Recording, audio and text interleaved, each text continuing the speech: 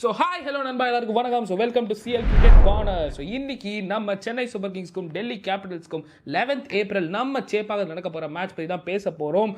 So இதை பற்றி ஒரு ஷார்ட்டான ப்ரிவ்யூ பற்றி தான் இந்த வீடியோவில் பேச போகிறோம். ஸோ இந்த மேட்ச்சில் சிஎஸ்கே என்னென்ன சேஞ்சஸ் பண்ணால் ஜெயிக்கலாம், என்னென்ன சேஞ்சஸ் பண்ணால் டெஃபினட்டாக இந்த கேமை ஜெயிக்கலான்றது தான் பேச போகிறோம். So come on let's get into the video. So சிஎஸ்கேயோட batting order Ruturaj and Samson and Ayush Mhatre top ஆர்டரில் இருக்காங்க.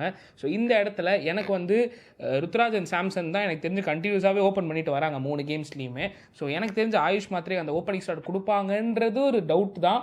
ஆஸ் இஸ் எ யங்ஸ்டர் மாதிரி சொல்லி they are giving him 1 down chances. But எனக்கு தெரியல, என்னோட சஜஷன்ஸ் வந்து ஆயுஷ் மாத்திரே அண்ட் சாம்சன் ஓப்பன் பண்ணால் நல்லா இருக்கும்னு நினைக்கிறேன். உங்களோட என்னன்றது கீழே கமெண்ட் செக்ஷன் சொல்லுங்கள். அண்ட் அடுத்த பேட்டிங் ஆர்டர் நம்ம பார்க்கும்போது we have Sarfaraz Khan, we have Shivam Dube, we have Urvil Patel also. நான் மறந்துட்டேன் பாருங்கள், பிரேவிஸ்னு ஒருத்தர் என்ட்ரி கொடுக்குறாரு 11th ஏப்ரல் மேட்ச்சுக்கு. ஸோ அது கிட்டத்தட்ட கன்ஃபார்மே ஆயிடுச்சு. அவர் வாயிலேருந்தே 11th ஏப்ரல் அவர் கேம் ஆட போகிறன்றது கன்ஃபார்மும் ஆயிடுச்சு.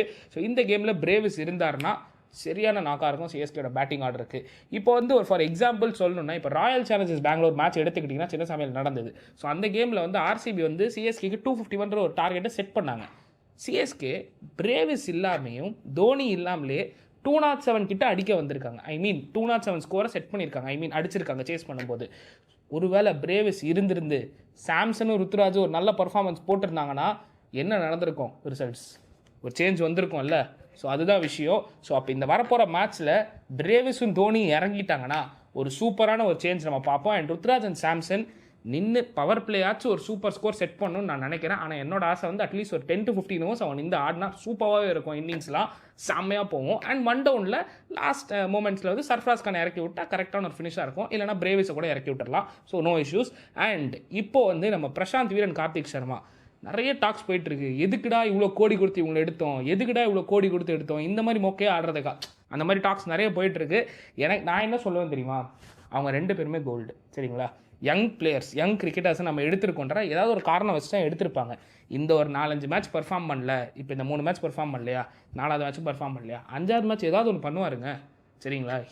தேர் ஆல் ஃபியூச்சர் ஆஃப் சிஎஸ்கேங்க. ஸோ உடனே வந்து இவ்வளோ கோடி கொடுத்து எடுத்துகிட்டு ஒரு வருத்தம் இல்லையே அப்படின்னு நம்ம பார்த்துட்டு இருக்கக்கூடாது. ஏதாவது ஒரு மேட்ச்சில் பர்ஃபார்ம் பண்ணுவாங்க, அதுதான் விஷயமே. எல்லா மேட்ச்லேயும் பர்ஃபார்ம் பண்ணுறவன் தான் அவ்வளோ கோடி கொடுத்து எடுக்கணும்னா இல்லை, சரிங்களா? 14 கோடி கொடுத்து எடுத்தால் ஆல் 14 மேட்ச்லேயும் சிஎஸ்கேக்கு அவன் 50 அடிக்கணும், ஃபினிஷர் ரோலில் சூப்பராக பண்ணணும், அப்போல்லாம் ஒன்றுமே கிடையாது, சரிங்களா? அதுதான் எங்கள் விஷயமே. அண்ட் பவுலிங் யூனிட்டில் நம்ம பார்த்தோன்னா மேத் ஹென்ரி கொஞ்சம் அவுட் ஆஃப் ஃபார்மில் இருக்கார். வித் ஆல் டியூ ரெஸ்பெக்ட் நான் சொல்கிறேன், நெக்ஸ்ட் கேம் டெல்லி கேமுக்கு அகேன்ஸ்டாக அவரை பெஞ்ச் பண்ணார்னா ஐ கெஸ் கொஞ்சம் பெட்டர் சிச்சுவேஷன்ஸ் இருக்கும். அண்ட் நூர் அஹமதை உள்ளே ஸ்குவாடில் வச்சுட்டு மேத் ஹென்ரிக்கு பதிலாக அகில் ஹுசைனை எடுத்துகிட்டு வந்தீங்கன்னா எனக்கு தெரிஞ்ச ஒரு பக்கா சேஞ்சை பார்ப்போம்னு நான் நினைக்கிறேன். ஏன்னா அகில் ஹுசைன் வந்துட்டு has a capability to bowl in power play, middle and death. எங்கே கொடுத்தாலும் அவர் போடுவார். அவருக்கு அந்த இது இருக்குது, கெப்பாசிட்டி இருக்குது. And he also has a capacity to hit 6s. ஒரு ஃபினிஷர் ரோலுக்கும் பக்காவான பிளேஸ் ஸ்பாட்டை சீல் பண்ணிடுவார்.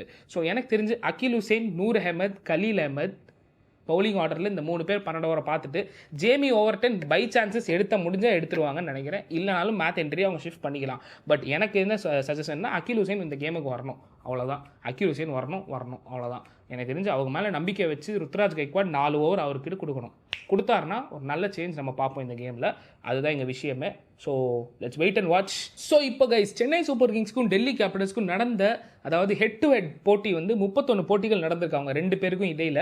அந்த 31 போட்டிகளில் 19 கேம்ஸ் சென்னை சூப்பர் கிங்ஸ் பக்கம் தான் ஜெயிச்சிருக்காங்க. அண்ட் 12 கேம் தான் டெல்லி கேபிட்டல்ஸ் ஜெயிச்சிருக்காங்க. பட் ஆனால் ரீசெண்டான வருஷம், அதாவது லாஸ்ட் 10 கேம்ஸ், அவங்களுக்குள்ள இந்த 10 கேம்ஸில் 6 கேம்ஸ் டிசி தான் ஜெயிச்சிருக்காங்க. அண்ட் அவ்வளோ தூரம் இழுக்காமலே 24 and 25 இந்த சிஎஸ்கேக்கும் டிசிக்கு நடந்த கேம்ஸில் டிசி தான் வின் பண்ணியிருக்காங்க. 23 தான் நம்ம லாஸ்ட்டாக அவங்கள ஜெயிச்சிருந்தோம். ஸோ எனக்கு வந்து என்ன தோணுதுன்னா, இந்த வருஷம் ஏதாவது ஒரு டிஃப்ரெண்ட்டாக சிஎஸ்கே பண்ணுவாங்க. இன்ஃபேக்ட் நம்மளோட சிவம் தூபே கூட ஏதோ ஒரு ஈவெண்ட்டில் சொல்லியிருந்தார், 3 கேம் நம்ம தொடர்ச்சியாக தோற்றுருக்கோம், நிறைய கிரிட்டிசைஸ் பண்ணியிருக்காங்க நம்மளை ஃபேன்ஸ் எல்லாருமே, நிறைய பேர் நம்மளை கிரிட்டிசைஸ் பண்ணியிருக்காங்க, அது கொஞ்சம் அவங்களுக்கு ஹர்ட் ஆகிருந்தது. ஸோ அதனால் 4th game will bounce back stronger, புதுசாக ஏதாவது இம்ப்ளிமெண்ட் பண்ணி கன்ஃபார்மாக சிஎஸ்கே அந்த கேமை ஜெயிப்போம், ஒரு புது விஷயம் ஏதோ பண்ண போகிறாங்க அப்படின்றதெல்லாம் சொல்லிட்டு இருக்காங்க. ஸோ வெயிட் அண்ட் வாட்ச் என்ன நடக்க போகுதுன்றது. ஏன்னு பார்த்தீங்கன்னா அவர் சொன்ன அந்த வார்த்தையிலேயே எனக்கு ஒரு இது வந்துருச்சு. ஏன்னு பார்த்தீங்கன்னா, நம்ம 3 மேட்ச் சிஎஸ்கே ஜெயிக்கும் போது யாருமே அவங்கள கிரிட்டிசைஸ் பண்ணலாம், ஜெயிச்சிருவாங்க அப்படின்ற ஒரு சிச்சுவேஷனில் இருந்தது. ஆனால் இப்போ 3 மேட்ச் தொடர்ச்சியாக தோத்தோன்னா பயங்கரமான கிரிட்டிசிசம்ஸ் ஃபேஸ் பண்ணியிருக்காங்க. ஸோ அதனால் 4th மேட்ச் சேப்பாக்கம் நடக்க போகிற டிசி மேட்ச்சில் ஒரு பக்காவான சேஞ்சை டூபே பண்ணுவேன்றதை சொல்லியிருக்காரு. ஸோ அதனாலேயே ஃபேன்ஸ் எல்லாருமே கொஞ்சம் எக்ஸைட்டடாக இருக்காங்க. ப்ளஸ் எனிவே பிரேவிஸோட என்ட்ரி இருக்குது, அண்ட் தோனியோட என்ட்ரி வந்து ஒரு 70% கன்ஃபார்மாகவும் இருக்குது. ஸோ எனிவே ஃபேன்ஸ் எல்லாருமே பக்கா எக்ஸைட்டடாக இருக்காங்க. எனிவே டீம் தோத்தாலும் ஜெயிச்சாலும் டீம் கூட நிற்போம். அதுதான் ட்ரூ ஃபேன்ஸ், ஒரிஜினல். ஸோ என்னோட ஒரு சிஎஸ்கேக்கான 11, அதாவது சிஎஸ்கே வர்சஸ் டிசி மேட்ச்க்கான என்னோட ஒரு பிளேயிங் லெவல், என்னோட ஒரு பாயிண்ட் ஆஃப் வியூவில் இந்த பிளேயிங் லெவல் ஆனால் எனக்கு தெரிஞ்சு ஜெயிக்கலாம் அப்படின்றது என்னோட பாயிண்ட் ஆஃப் வியூவில் நான் என்னோட பிளேயிங் லெவலை சொல்லிடுறேன். ஓப்பனிங்கில் வந்து நான் வந்து சாம்சன் அண்ட் மாத்திரையை இறக்குவேன், ஆயுஷ் மாத்திரை. அதுக்கப்புறம் 1 டவுனில் ருத்ராஜ் கைக்வாட், அதுக்கப்புறம் பிரேவிஸ், அதுக்கப்புறம் நம்மளோட சர்ஃப்ராஸ் கான், அப்புறம் நம்மளோட ஆரச்சாமி சிவம் டூபே, அவர் தாங்க சொல்லியிருந்தார் நம்மளோட அந்த ஈவெண்ட்டில். அதுக்கப்புறம் நம்ம வந்துட்டு இவர் இறக்கலாம் ஓவர்டன், அதுக்கப்புறம் அகில் ஹுசைன் இறக்கலாம், அதுக்கப்புறம் நம்மளோட நூர் அஹமத், அதுக்கப்புறம் வந்து கலீல் அஹமத், அப்புறம் AK-47. இந்த 11 பிளேயர்ஸ். ஸோ இந்த 11 பிளேயர்ஸ் லிஸ்ட் தான் என்னோட ஒரு பாயிண்ட் ஆஃப் வியூவில் ஸ்ட்ராங்காக இருக்கும்னு நினைக்கிறேன். ஏன்னா தோனி வந்து 70% தான் கன்ஃபார்ம் ஆயிருக்கு டிசி மேட்ச்க்கு அகேன்ஸ்டாக.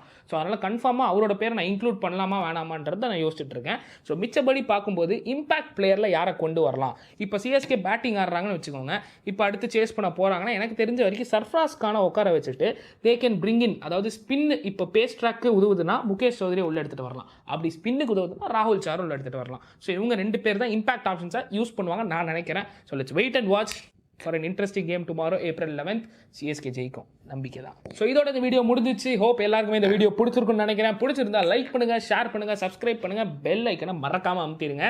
ஸோ நான் உங்களை இந்த மேட்சோட, அதாவது சிஎஸ்கே டிசி மேட்சோட ரிவ்யூவில் சந்திக்கிறேன். Until then tata, by.